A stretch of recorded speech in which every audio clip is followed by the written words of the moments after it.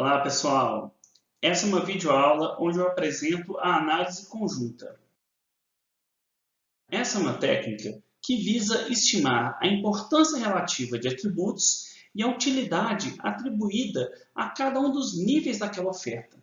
Na prática, a análise conjunta vai tentar pegar um objeto, que nós chamaremos de estímulo, e vamos avaliar, do ponto de vista de cada participante, qual é a desejabilidade de cada uma daquelas ofertas. A partir dessa avaliação geral, dessa desejabilidade, a técnica vai tentar decompor quais são os componentes que são valorizados ou que não são desejados por cada um daqueles respondentes. A aplicação dessa técnica ela é bem popular no marketing, especialmente para o desenvolvimento de novas ofertas de produtos ou serviços. No entanto, ela também pode ser aplicada em qualquer contexto onde a decisão humana seja importante. Na prática, a análise conjunta não é uma técnica estatística em si, mas sim uma forma de você planejar um estudo e, utilizando outras técnicas estatísticas multivariadas já conhecidas, estimar quais são os determinantes de desejabilidade ou de preferência por parte de um indivíduo perante aquele conjunto de estímulos que estão sendo analisados. Esses estímulos, eles podem ser estímulos reais, como produtos, serviços, alternativas de emprego ou diferentes propostas de um determinado tipo de ação, por exemplo. E a técnica ela vai então tentar reproduzir como as pessoas tomam decisões quando elas têm à sua disposição um conjunto diferente de alternativas. Esses perfis, eles normalmente vão ser apresentados para os respondentes e eles vão avaliar essas alternativas, seja dando uma nota, ou seja ranqueando o mais preferido até a última alternativa menos preferida, para a partir daí estimar o que as pessoas levam em conta dentro daquelas alternativas para tomar a sua decisão. Para entender a análise conjunta, é preciso compreender algumas estatísticas e termos básicos. O primeiro deles é a ideia de valor parcial, que nada mais é do que uma representação da utilidade que cada um dos respondentes atribui a uma característica da oferta. Essa característica, que serão os níveis de atributos, como nós veremos adiante, são características que definem e diferenciam as alternativas em alguns atributos relevantes de decisão. Então, por exemplo, eu posso ter um atributo num produto que é a marca. O nível do atributo serão as diferentes marcas existentes naquele meu estudo. Um outro atributo pode ser a remuneração numa carreira. E essa remuneração pode variar para diferentes valores de acordo com as alternativas apresentadas. A técnica, além de estimar o valor parcial, ela vai tentar estimar o peso de importância ou importância relativa, que é quanto cada um daqueles atributos pesa na escolha daquele respondente ou de um conjunto de respondentes em particular. Essa importância relativa, ela pode representar, por exemplo, que 30% da escolha por um novo automóvel é devido a diferenças de preço daquele automóvel. Então, ele vai trazer essa informação como uma forma de entender como as pessoas valorizam um atributo na hora de fazer uma escolha. O perfil completo é uma forma muito tradicional de se fazer a análise conjunta, que basicamente você cria estímulos que seriam produtos como se fossem produtos reais, né? Então, você cria um estímulo, por exemplo, um automóvel que vai ser da Fiat, que ele custa 40 mil reais, é um carro 1.0 e assim por diante. Então, você cria um perfil que efetivamente é aquele produto e, criando vários perfis completos, você apresentaria aquelas alternativas para o respondente e ele iria avaliar qual que ele prefere, qual que a ordem de preferência dentre aquelas alternativas, ou mesmo dizer qual daqueles que ele comparará em cenários fictícios, né, que nós chamamos de cenários de escolha. Então, apresenta lá 3 automóveis, a pessoa fala, olha, eu compraria esse, eu não compraria nenhum desses, se fosse esse cenário. Bom, uma outra forma de fazer análise conjunta, que também é bastante popular, é você parear os atributos. Então, você pegaria um atributo, né, por exemplo, o preço, e um outro atributo que é a potência do motor e você iria comparar, pedir para ranquear quais combinações de atributos são preferidas por aquele consumidor. E a partir daí você estimaria os resultados da análise conjunta. Para construir esses perfis completos ou mesmo análise variada, normalmente é necessário construir o que nós chamamos de projetos fatoriais ortogonais fracionados ou fracionários. Esse modelo nada mais é do que você estabelecendo quais são os atributos e os níveis de atributos, você estabeleceria uma matriz onde esses atributos estariam combinados de tal forma que eles fossem não correlacionados, ou seja, que eles fossem ortogonais, que eles tenham um ângulo de 90 graus entre eles, lembrando que um ângulo de 90 graus, em termos vetoriais, significa que aqueles vetores eles são independentes. Isso significaria que você precisa ter um modelo para você construir esses projetos fatoriais ortogonais fracionados. Para fazer isso, ou a gente vai usar um software, ou a gente vai usar modelos já existentes para a gente acoplar o nosso estudo dentro desses modelos. Esses modelos vão dar origem a matrizes ortogonais. Na verdade, as matrizes ortogonais são matrizes de preditores. Os preditores X, por exemplo, numa regressão. Essa matriz ortogonal é uma matriz em que os preditores eles são independentes, portanto, existe a máxima eficiência em identificar o peso ou a importância relativa de cada um desses preditores para prever a variável dependente, que será a preferência ou a escolha do consumidor. E uma outra estatística comum dentro da análise conjunta é a validade interna, onde você testa o resultado do seu modelo para prever a preferência de alguns estímulos que não entraram na estimação do seu modelo. Tipicamente, quando a gente faz análise conjunta, nós criamos alguns produtos, serviços, alternativas de escolha, e o consumidor ele avalia aquelas alternativas de escolha, e dentre essas, a gente vai estimar o nosso modelo preditivo. Só que algumas avaliações do consumidor vão ser usadas para validar o nosso modelo. Seriam o que nós chamamos de amostra de holdout, né, amostra de validação, que eles não entram na estimação do modelo, mas nós usamos os parâmetros estimados com os dados de estimação para prever qual seria a escolha daquelas alternativas fora do conjunto de escolha. Com base nesse tipo de estimativa, nós temos mais garantias de uma validade de que aquele resultado modelo não é intrinsecamente devido ao nosso modelo estimado ou ao nosso conjunto de escolha, mas sim também que ele pode ser generalizado para outras alternativas que não foram apresentadas para o consumidor. Qual é a abordagem mais usual para se fazer análise conjunta? É o que nós veremos nos próximos slides. O modelo mais tradicional de análise conjunta é aquele baseado no modelo de regressão múltipla. Na prática, você criaria um experimento onde a variável dependente seria a preferência de cada consumidor ou cada respondente perante aquelas alternativas existentes, e as variáveis independentes são as variáveis que fazem parte dos atributos e níveis daqueles atributos. Alguns atributos vão ser quantitativos, por exemplo, a velocidade máxima do carro, a capacidade do porta-malas, ou a remuneração que você tem em uma carreira. Já outros atributos podem ser intrinsecamente qualitativos ou nominais, como, por exemplo, diferentes marcas, diferentes tipos de instituição onde você pode trabalhar. Quando você tem um modelo dessa natureza, você basicamente iria perguntar para o respondente a sua preferência ou intenção de compra, ou sua intenção de escolher uma determinada alternativa. Essa seria uma variável dependente, e as variáveis independentes são aquelas dadas pelo seu próprio desenho experimental.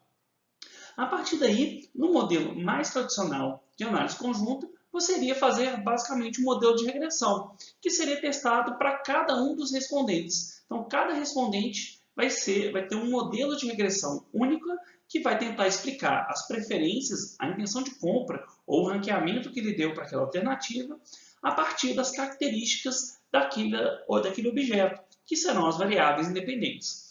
Nesse modelo tradicional, nós teremos as seguintes etapas para conduzir a análise conjunta. Primeiro, definir o objetivo e os atributos. Segundo, nós vamos fazer o planejamento do estudo.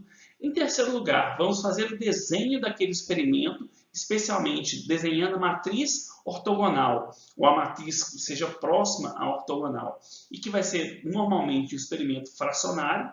Fracionário no sentido de que ele não contemplará todas as combinações possíveis dos níveis de atributos, já que, em qualquer situação prática, se nós fôssemos combinar todas as alternativas possíveis para todos os atributos, nós teríamos um número muito grande, possivelmente infinito, de alternativas a serem avaliadas, que é basicamente impossível do respondente responder lá, mesmo números, 30, 40 perguntas sobre produtos diferentes, as pessoas não conseguem avaliar. Então, normalmente, você coloca um conjunto menor. Você vai tentar um experimento que tem ali 12 perguntas, 12 produtos diferentes, vai ter 20 produtos, não mais que 30. Difícil passar de 30 produtos, muito raro você fazer isso na prática.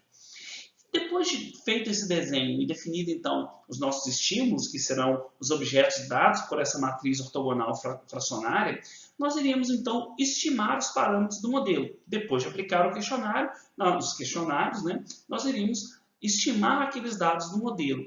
E, finalmente, depois dessa validação, nós vamos interpretar e aplicar esse resultado em algum contexto prático ou contextualização teórica.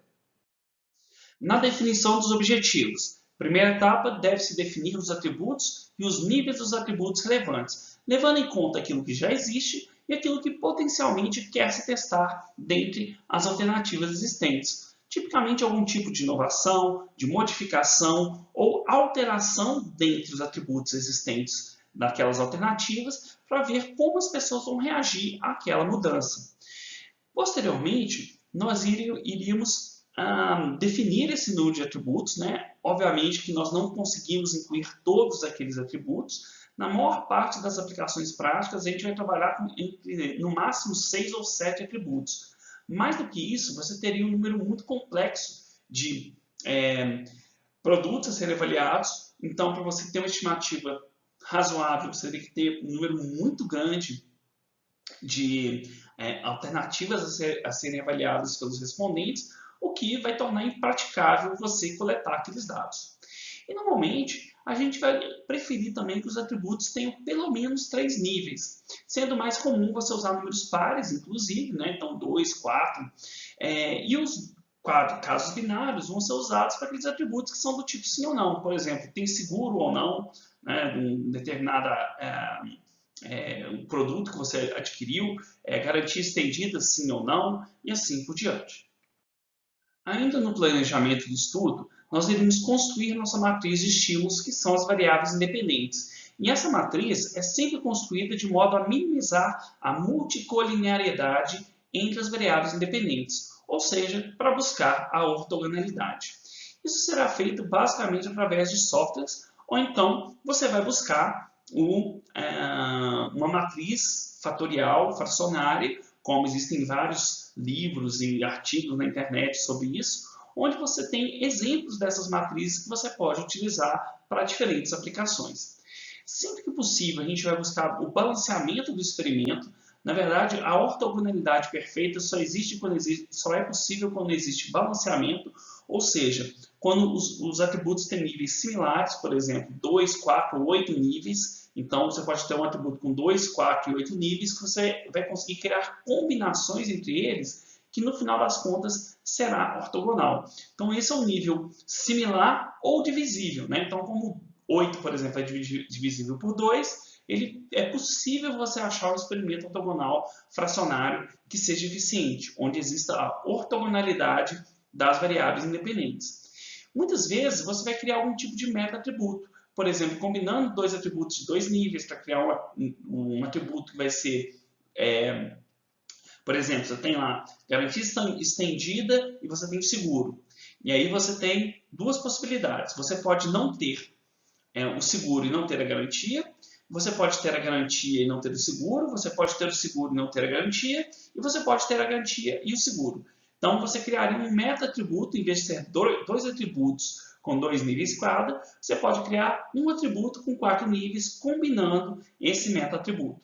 Além disso, você pode criar outros tipos de meta-atributos que são para tornar mais realista aquele seu estímulo. Por exemplo, você pode ter um atributo que é o consumo de combustível e o outro que é a velocidade. E você sabe velocidade máxima. Você sabe que quanto maior a velocidade, quanto maior a potência do motor, né, mais vai ser o consumo de combustível. Então, em vez de você criar dois atributos, um que é o consumo de combustível e o outro que é a potência do motor ou a velocidade máxima, você pode criar um meta-atributo, de tal forma que dentro daquele atributo, que seria, por exemplo, a potência do motor, você só tem combinações realísticas. Não vai ter uma combinação, por exemplo, de um carro que não consome nada de combustível, consome muito pouco, e tem uma potência muito forte. Você sabe que isso é irreal, isso não é possível na prática, e as pessoas, quando responderem, vão ver aquilo e falar, isso aqui não faz sentido. Então, ele vai dar uma resposta que ela não reflete uma alternativa real de escolha do respondente. Bom, e a variável dependente, você pode ser um ranqueamento. Normalmente você pede para a pessoa ranquear as alternativas, tipo a primeira preferida, a segunda preferida, mas a gente sabe que quando tem muitas alternativas, as pessoas têm dificuldade em fazer esse ranqueamento. Então, alguns autores vão sugerir usar até 9 estímulos no máximo para ranqueamento, porque senão as pessoas não conseguem fazer aquele ranqueamento de forma adequada. E a outra alternativa é você ter uma medida dependente que seja uma preferência. Tá? Então, você pode ter a preferência de compra daquele produto ou a intenção de compra. Alguns autores vão dizer, por exemplo, que a intenção de compra é preferível, no caso de produtos, quando você tem uma decisão que ela é esporádica e normalmente de alto envolvimento. Já aqueles produtos de compra mais contínua, como por exemplo um refrigerante, um vinho, talvez a preferência seja melhor, porque as pessoas vão tomar aquelas decisões de uma maneira mais corriqueira e ela não tem uma decisão muito complexa de compra, mas sim ela vai tomar uma decisão mais corriqueira baseada em suas preferências iniciais. Nós já vimos que para criar o experimento, nós normalmente vamos usar algum software ou mesmo desenhos pré-existentes. Existem alguns artigos e dissertações que apresentam esses desenhos que são muito comuns na prática e mesmo os livros de experimentos, principalmente experimentos que visam alcançar essa ortogonalidade, elas apresentam diversas alternativas de experimentos ortogonais fracionários. E, além disso, muitas vezes você não vai alcançar esse objetivo de ter um experimento ortogonal, efetivamente. Muitas vezes você vai precisar, principalmente se os atributos não forem balanceados, se não todos eles não tiverem números próximos ou números divisíveis de atributos, eles possivelmente não serão ortogonais. Eles podem ser próximos de ortogonais, mas eles não serão perfeitamente ortogonais. Isso significa que vai ter alguma confusão na importância relativa de cada atributo, mas espera-se que com uma amostra grande você consiga reduzir isso, né, aplicando esse experimento, esse estudo em vários respondentes. Essa confusão que é natural toda vez que você tem multicolinearidade, ela vai ser reduzida para a amostra como um todo. Então, é comum a gente ter esse tipo de experimento que não vai ser 100% ortogonal, portanto, as estimativas não serão ótimas, não serão totalmente livres de vieses na estimação da importância. Ao se criar experimentos ortogonais e balanceados, muitas vezes podemos chegar a algumas alternativas que elas são irreais.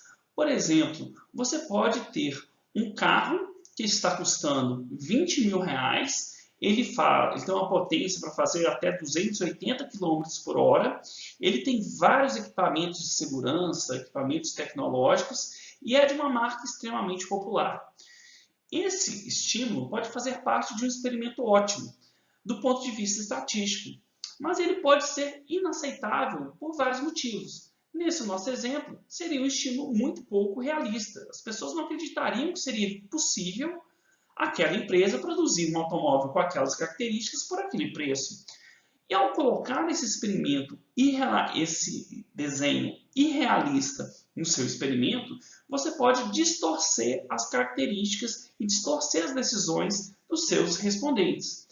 O que você pode fazer nesses casos onde tem um estímulo que seja inaceitável? Bom, você pode excluir esse estímulo e colocar um outro estímulo no lugar que seja mais realista. Você pode mudar algum desses níveis de atributos para que ele seja mais realista. Você pode também estimar os dados com aquele caso realista, se você acreditar que as pessoas vão conseguir entender que aquele caso seria viável, né? E você acreditar que as pessoas não vão distorcer muito as suas respostas por aquele caso. Se for um caso muito fora da realidade, obviamente que você vai ter um problema na estimação do seu modelo. Então, alguns tipos de estímulos que podem ser inaceitáveis, tá? Bom, se ele for muito óbvio, né? Então um produto que ele tem características que são tão banais naquele mercado que todo mundo vai responder de forma padronizada com uma avaliação média. Então, se ele está um produto muito médio, muito óbvio, ele possivelmente não vai trazer muita informação para a estimação do seu modelo. Então, ele tem que ter algo diferente. Então, se tem algo que é tão óbvio que todo mundo avalia aquilo como sendo usual naquele mercado, pode ser um problema. Os pouco realistas, como eu já falei, e além disso, algumas combinações que podem ser impraticáveis, como aquele exemplo de um carro muito veloz que não consome ou que consome muito pouca gasolina.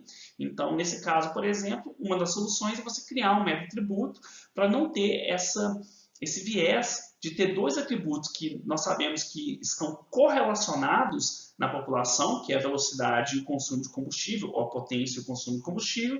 Então, a gente cria um meta-atributo, que é a junção dos dois, de tal modo que a gente evita criação de estímulos que sejam pouco realistas ou de combinações que são impossíveis de serem atingidas na prática. Desenhado o experimento e aplicado o estudo, nós teríamos o nosso banco de dados a hora de estimação do nosso modelo. E essa estimação pode ser feita de maneira agregada ou desagregada. A análise agregada é aquela em que você estima um só modelo para toda a amostra. A forma mais convencional de fazer isso é você calcula, por exemplo, a média da preferência ou da intenção de compra para cada um dos atributos e, com base nessa média, você roda um modelo de regressão para estimar a importância desses atributos. Nesse caso, você tem um problema de perder toda a variabilidade individual e a oportunidade de identificar as particularidades de cada indivíduo. Muitas vezes, para reduzir esse problema, você pode fazer uma análise de cluster. Então, você pega a avaliação daquelas alternativas e cria um cluster para agregar as pessoas de acordo com perfis similares de preferências de objetos. E, a partir daqueles clusters, você calcula a média e roda um modelo para cada cluster.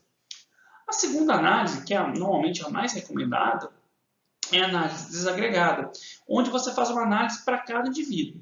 A grande dificuldade disso é que é muito difícil você fazer isso na prática, você tem que ter um software especializado ou você tem que fazer uma rotina no software para fazer isso.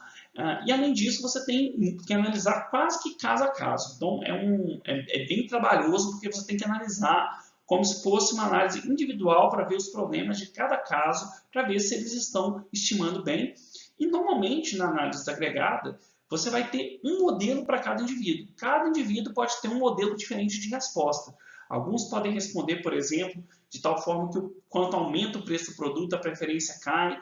Para outros, por exemplo, até determinado nível de preço não faz diferença nenhuma e a partir de um outro nível de preço começa a ter um problema.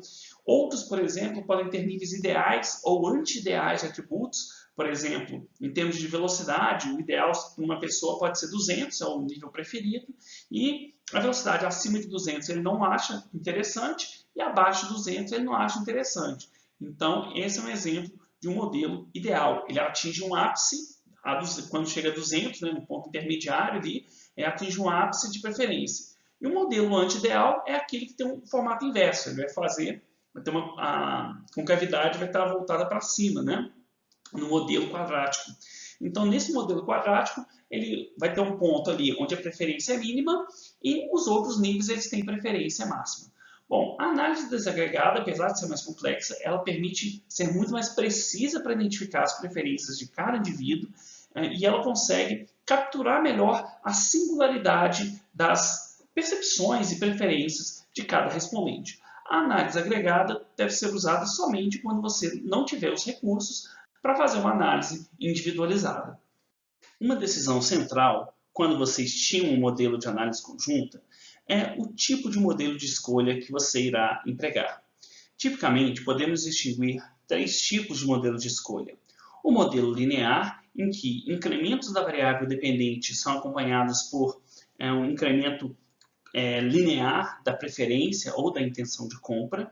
Um modelo quadrático, também chamado de ideal ou anti-ideal, quando existe um ponto de máximo ou mínimo daquele atributo onde a preferência é máxima e nos demais pontos essa preferência ela é menor. E nós temos o modelo de Path-Worth, ou valor parcial. Nesse caso, cada nível de atributo pode ter um valor num determinado nível. Tipicamente, o modelo linear é feito quando você assume que os atributos são quantitativos, ou seja, nesse exemplo, você teria o 1, 2 e 3 sendo tratados como um número para entrar no modelo, por exemplo, de regressão. Portanto, o parâmetro beta que você iria estimar seria um parâmetro linear. O modelo quadrático é tratado tomando o quadrado desse nível de atributo. Normalmente esse quadrado até centralizado em torno da média, de tal modo que você tem, então, um efeito quadrático daquele nível de atributos sobre a preferência. E o modelo de valor parcial é tratado quando os níveis dos atributos são transformados em variáveis dummy, e essas variáveis dummy são entradas no modelo de escolha. Sendo assim, você pode ter um nível diferente para cada, um valor diferente, parcial, para cada nível de atributo. Além disso, nós podemos escolher entre o modelo aditivo e o multiplicativo. O modelo aditivo é o típico de uma regressão linear, onde você tem os valores parciais sendo somados até você somar uma preferência total. O modelo multiplicativo é típico quando você tem um modelo logit, especialmente na análise conjunta baseada em escolhas, onde você trata o logaritmo natural da preferência ou o logaritmo natural da probabilidade de escolha, né, que é o odds ratio. Né? Então, você teria um modelo multinomial logit para você estimar essa sua preferência. Portanto, as suas variáveis independentes também teriam o formato de um modelo multiplicativo. Além disso, uma outra decisão é a inserção ou não de interações entre os níveis de atributos. Alguns atributos eles podem ser preferidos quando eles estão combinados. Por exemplo, as pessoas podem preferir um city tour numa viagem para uma cidade onde tem muitas atrações turísticas. Já numa cidade onde não tem tantas atrações turísticas e você tem algum local onde você vai na praia, por exemplo, que você vai basicamente ficar na praia, talvez o city tour não seja tão valorizado, porque as pessoas vão querer conhecer a cidade somente se ela tiver muitas atrações turísticas. Essas interações elas são feitas por meio de cálculo de variáveis adicionais, que são os efeitos moderadores, né? Então você multiplicaria os níveis de atributos que representam aquela interação, inserindo essa como uma variável independente do seu modelo. O problema é que quando você tenta estimar essas interações em níveis individuais, tipicamente você tem muitos parâmetros a serem estimados por um número de produtos que não é tão grande. Isso significa que você normalmente não consegue estimar esse tipo de interação a nível individual.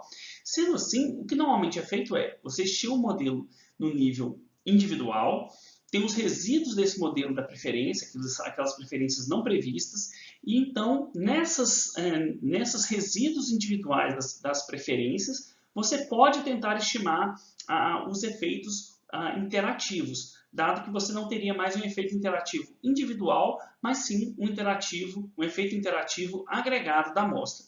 Então, essa é uma alternativa para se testar os efeitos, as interações. Isso no modelo aditivo. Tá? No modelo multiplicativo, normalmente na análise conjunta baseada em escolhas, você consegue ter muito mais flexibilidade para estimar esses efeitos, até porque normalmente essa análise ela é feita em nível já agregado ou em nível de segmentos. Na análise desagregada, quais são as alternativas que nós teríamos para rodar esses modelos? Bom, podemos usar pacotes especializados. Uma empresa que é muito famosa por isso é a Saltov Corporation. Ela tem vários pacotes estatísticos para rodar análise conjunta de diferentes tipos. É uma empresa especializada nesse tipo de análise. Nós podemos usar o pacote do SPSS Conjoint.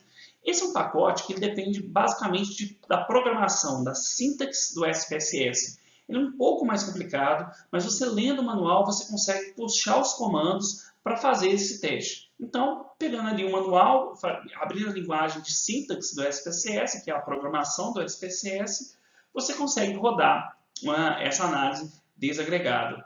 Uma outra alternativa é você, em vez de usar a linguagem de programação, fazer alguns comandos para você, usando o próprio software estatístico, fazer uma análise desagregada.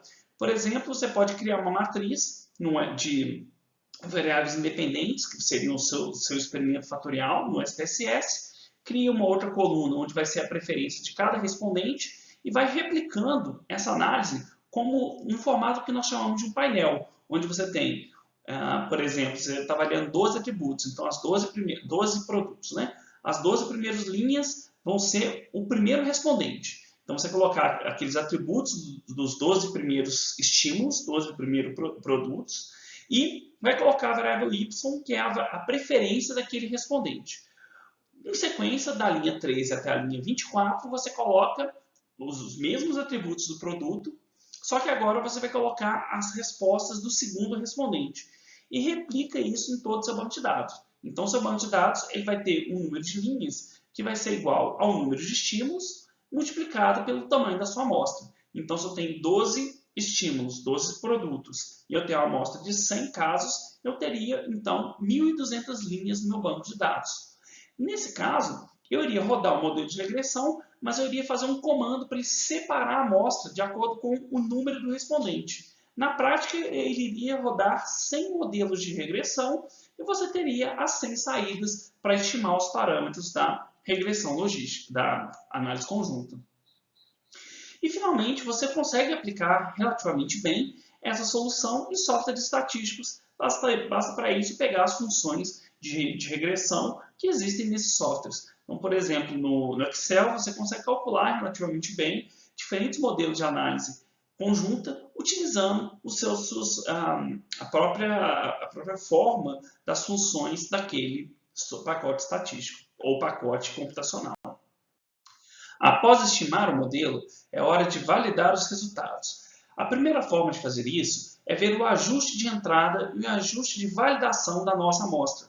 O ajuste de entrada pode ser calculado como a correlação de Pearson ou a correlação de Spearman entre os valores previstos e os valores observados da preferência de cada um dos respondentes. Nós podemos fazer o mesmo cálculo para a amostra de validação. Lembrando que a amostra de validação vai ter que ter sempre, no mínimo, 3 casos para você conseguir fazer esse tipo de estimativa. Com menos de 3 casos, você vai ter um modelo que vai ser perfeitamente ajustado aos dados, portanto, ele não vai te dar uma medida da precisão daquele modelo. Alguns autores ainda vão sugerir você calcular o R2, para você ter uma ideia do percentual das preferências de cada respondente, que podem ser previstas pelo modelo, e também o percentual dessas preferências que podem ser previstas, lembrando, com esses dados de validação, com a amostra de rollout daquele seu modelo. Além disso, nós podemos ter modelos de validade externa, que é algo ainda mais sofisticado. Por exemplo, se você fez uma avaliação de preferência, onde as pessoas falaram, eu prefiro esse produto, prefiro o outro, você pode perguntar para ela em um cenário, apresenta lá 3 produtos e pede para ela escolher um daqueles produtos. E você tenta ver quantos % das vezes o modelo vai prever que a pessoa iria escolher aquela alternativa que foi determinada. Ou seja, quantas vezes aquele modelo apresentou que aquela alternativa é a alternativa com a maior previsão de preferência naquele seu modelo. E mesmo um modelo preditivo. Você pode depois, em caso real, perguntar para as pessoas se ela comprou um carro, por exemplo, e qual carro ela comprou. E aí você tem uma validade externa e preditiva extremamente forte se houver uma congruência entre o resultado do estudo e as escolhas reais daquele consumidor.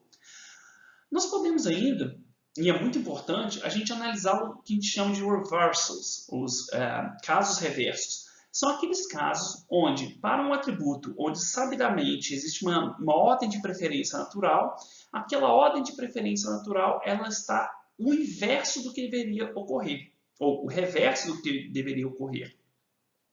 O exemplo clássico é o preço.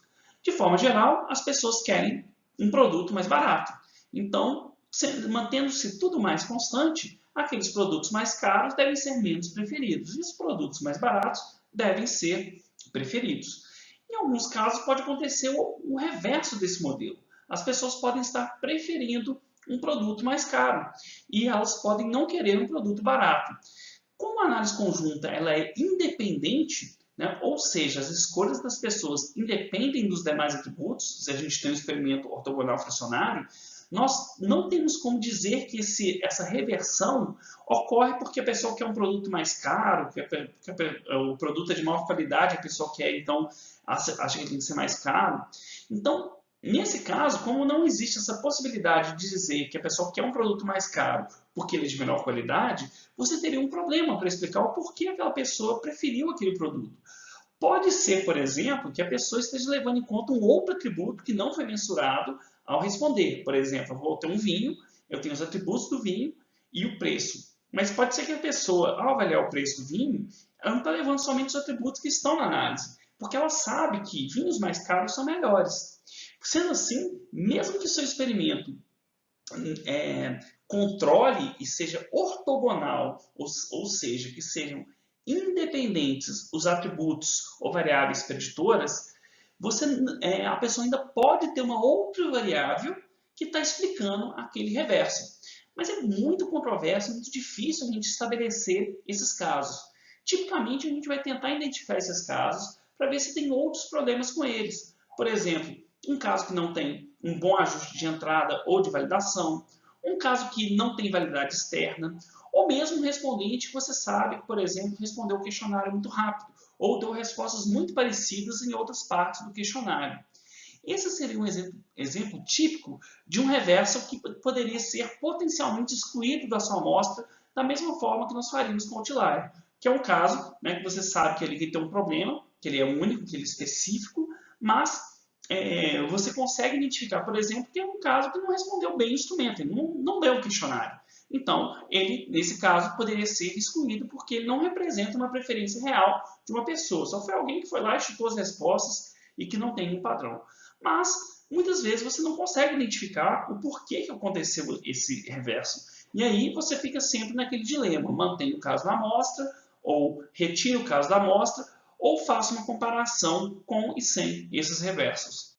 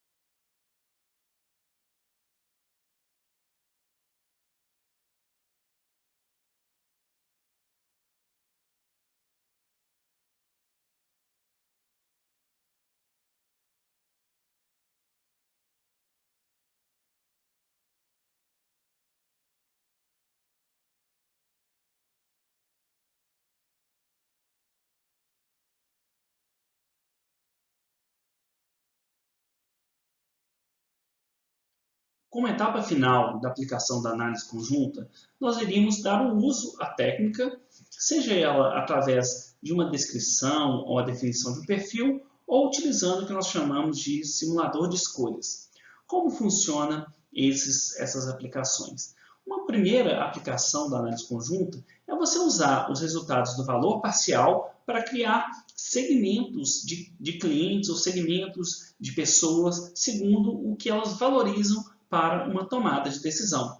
Além dessa segmentação, você pode usar esses valores parciais em outros modelos. Por exemplo, você pode usar o valor parcial como variável dependente para você explicar o que determina as pessoas valorizarem determinado resultado, determinado atributo em um produto. Na minha tese de doutorado, por exemplo, eu estimei os valores parciais por meio da análise conjunta e, com base nisso, eu usei traços de personalidade para testar um modelo que assumia que as escolhas dos indivíduos eram, em parte, derivadas por características mais imanentes, mais inerentes de sua personalidade e que, portanto, criando atributos que ativem aquela necessidade associada a um traço, você conseguiria aumentar a preferência e a intenção de compra do usuário.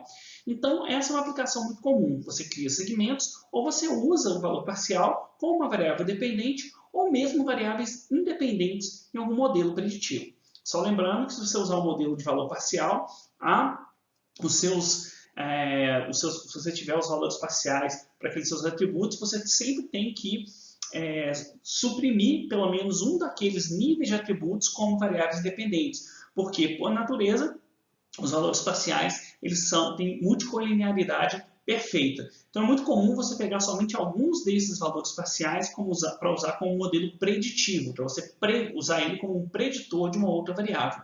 Como variável dependente, não existe esse problema, dado que você teria diferentes variáveis em cada grupo.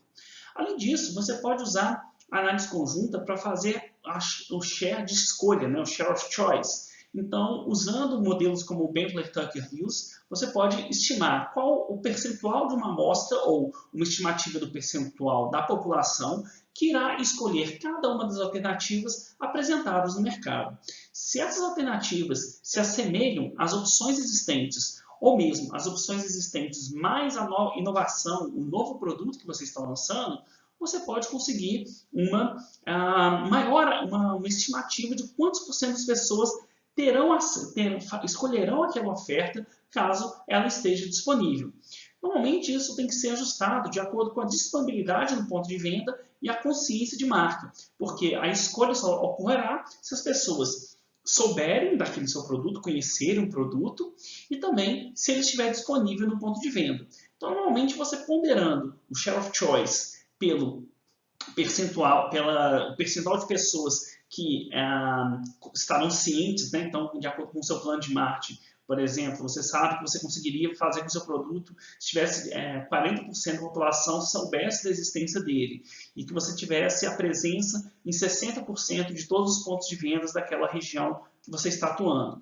Multiplicando os dois, você teria, né, o percentual que efetivamente depois, né, iriam escolher o produto. Então, se 30% escolhe o produto, dentre as alternativas existentes, você multiplica isso pelo percentual de consciência, pelo percentual de disponibilidade, para ter a estimativa do seu market share.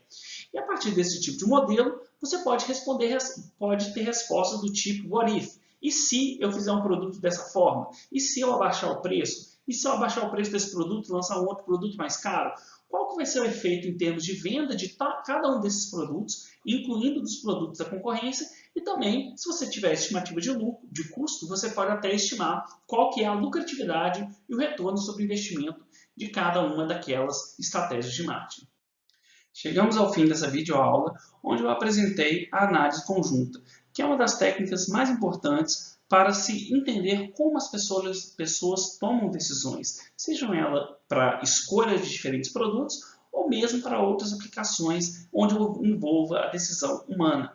As suas aplicações posteriores à estimação e à validação do modelo são diversas, como a criação de segmentos de mercado, como a identificação de novos padrões de consumidores ou mesmo a definição das alternativas que vão ter a melhor preferência ou maior preferência por parte de um determinado grupo de pessoas. Sendo assim, gente, essa é uma técnica que tem muito espaço de aplicação. Ela ainda hoje é muito voltada para a aplicação no marketing, mas ela tem suas possibilidades em várias outras áreas da gestão e da administração.